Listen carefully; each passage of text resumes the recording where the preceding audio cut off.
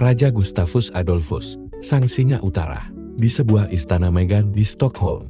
Pada suatu pagi dingin, di bulan Desember tahun 1609, lahirlah seorang bayi laki-laki yang kelak akan mengukir sejarah besar bagi Swedia dan Eropa.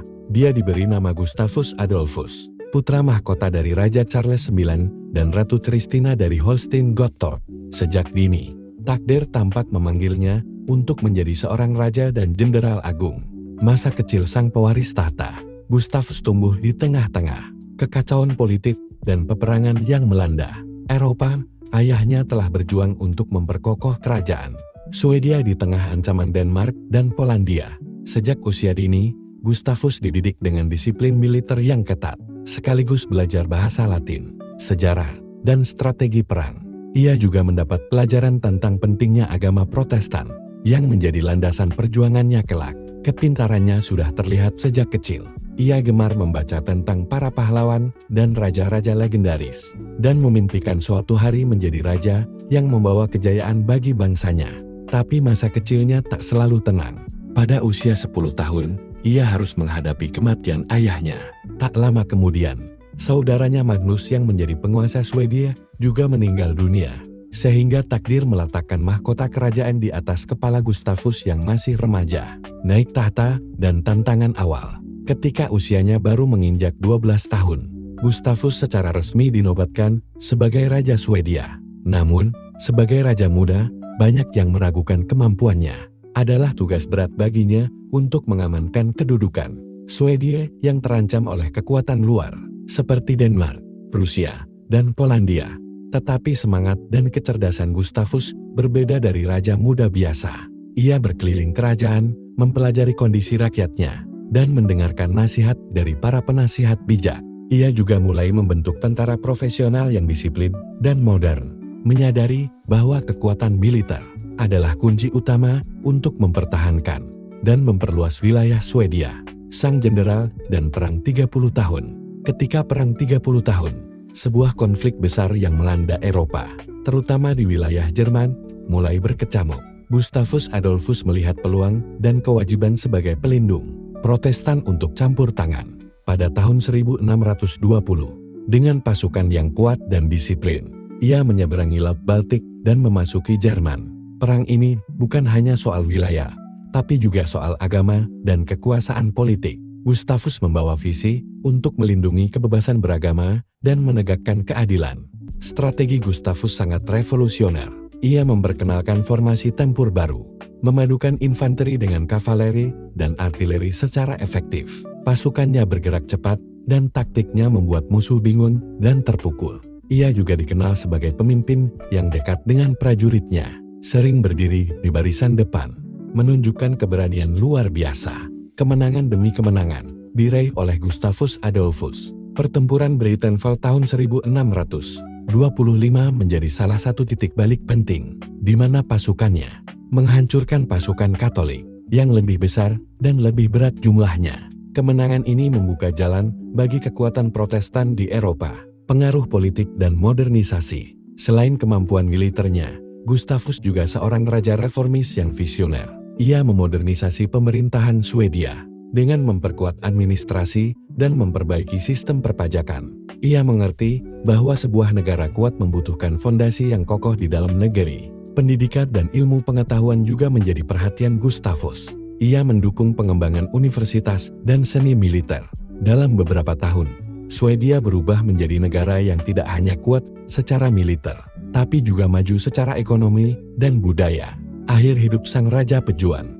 Namun, nasib membawa Gustavus Adolphus ke medan perang terakhirnya. Pada tahun 1632, dalam pertempuran Elzen yang terkenal, ia memimpin pasukannya menghadapi pasukan Katolik. Meskipun pasukannya meraih kemenangan, Raja Gustavus Adolphus sendiri jatuh sebagai pahlawan di medan perang. Kematian Gustavus Adolphus mengejutkan dunia. Ia meninggalkan warisan besar sebagai singa utara yang gagah berani dan pemimpin militer paling cemerlang pada zamannya. Namanya menjadi legenda, bukan hanya di Swedia, tapi di seluruh Eropa. Inilah kisah hidup Raja Gustavus Adolphus, dari masa kecilnya yang penuh harapan hingga perjuangannya di medan perang yang mengubah sejarah Eropa. Ia bukan hanya seorang raja, tapi juga seorang jenderal dan reformis yang mengukir namanya dalam sejarah dunia dengan tinta, keberanian dan visi yang jauh ke depan. Lanjutan kisah Raja Gustavus Adolphus, Sang Singa Utara, peperangan dan taktik revolusioner. Ketika Gustavus Adolphus menyeberangi Laut Baltik menuju Jerman, dunia sedang dilanda kekacauan hebat oleh Perang 30 tahun. Sebuah pertikaian yang lebih dari sekadar perebutan wilayah, melainkan juga konflik agama antara Katolik dan Protestan. Gustavus, yang teguh dalam keyakinan Protestannya, melihat ini sebagai panggilan tugas yang tak bisa ditunda. Di medan perang, ia bukanlah raja yang duduk aman di balik barisan pengawal. Gustavus selalu berada di depan, mengamati pergerakan pasukan musuh, mengubah strategi di saat yang tepat, dan memompa semangat tentaranya. Ia memadukan taktik baru yang lebih lincah dan fleksibel daripada pertempuran tradisional yang lama dan berat. Salah satu inovasinya adalah penggunaan artileri ringan yang dapat bergerak cepat dan ditempatkan dengan efektif di posisi-posisi strategis. Ia juga memperkenalkan pembagian pasukan menjadi unit-unit kecil yang bisa bergerak cepat, menghindari formasi besar yang mudah menjadi sasaran. Kavaleri Gustavus dilatih untuk menyerang secara tiba-tiba dan mundur dengan cepat, menciptakan kebingungan di barisan musuh. Pertempuran Breitenfeld yang terjadi pada tahun 1625 menjadi contoh gemilang dari kejeniusan Gustavus Adolphus. Meskipun pasukannya jumlahnya lebih sedikit, dengan taktik cerdik dan disiplin tinggi, mereka berhasil mengalahkan tentara Katolik yang jauh lebih besar. Kemenangan ini membuat Gustavus menjadi simbol harapan bagi kaum Protestan di seluruh Eropa, reformasi militer dan negara. Tak hanya sebagai jenderal, Gustavus juga seorang reformis. Ia tahu bahwa kemenangan di medan perang hanya bisa bertahan jika negara dibangun dengan baik dari dalam.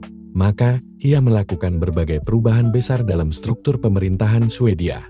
Ia memperkuat tentara reguler, menciptakan sistem wajib militer yang efektif, serta memperbaiki logistik dan suplai pasukan. Dengan anggaran yang lebih transparan dan sistem perpajakan yang adil, ia memastikan dana untuk perang dan pembangunan negara tetap stabil. Dalam pemerintahan, Gustavus mengurangi kekuasaan bangsawan yang korup dan memperkuat posisi raja dengan sebuah sistem birokrasi yang efisien. Ia juga memberikan perhatian besar pada pendidikan, mendirikan sekolah-sekolah, militer dan akademi yang menyiapkan generasi muda untuk masa depan. Sisi pribadi sang raja, di balik sosok pemimpin yang keras dan visioner, Gustavus Adolphus menyimpan sisi lembut dan penuh perhatian. Ia sangat mencintai keluarganya, terutama istrinya, Maria Eleonora dari Brandenburg, dan putrinya yang lahir pada tahun 1623, Christina, yang kelak menjadi Ratu Swedia. Gustavus dikenal sebagai sosok yang rendah hati meski di puncak kekuasaan. Ia sering menyapa para prajuritnya dengan akrab, bahkan ikut makan bersama mereka di barak. Keberanian dan kepeduliannya membuatnya sangat dicintai oleh rakyat dan tentaranya. Di waktu senggang, ia menikmati musik dan sastra, serta sering membaca karya filsuf dan pemikir zamannya. Ia percaya bahwa seorang pemimpin harus terus belajar dan membuka pikiran untuk kemajuan bangsanya. Perang terakhir dan warisan abadi. Namun, perang tak pernah lama. Pada tanggal 16 November tahun 1632, di medan pertempuran Elzen, Gustavus Adolphus menghadapi musuh terbesar dalam hidupnya. Dalam kabut teban dan kekacauan pertempuran, raja pemberani itu jatuh tertembak. Meski nyawanya melayang, keberanian dan semangatnya tetap mengobarkan pasukan untuk meraih kemenangan.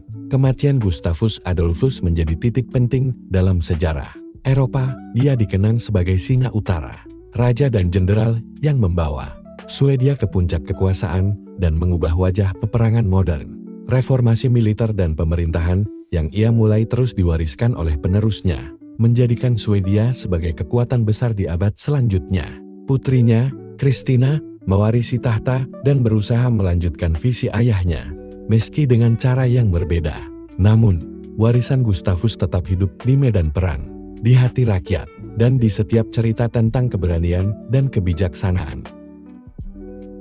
Tuhan memberiku mahkota bukan untuk aku pakai sebagai hiasan, tetapi sebagai beban tanggung jawab.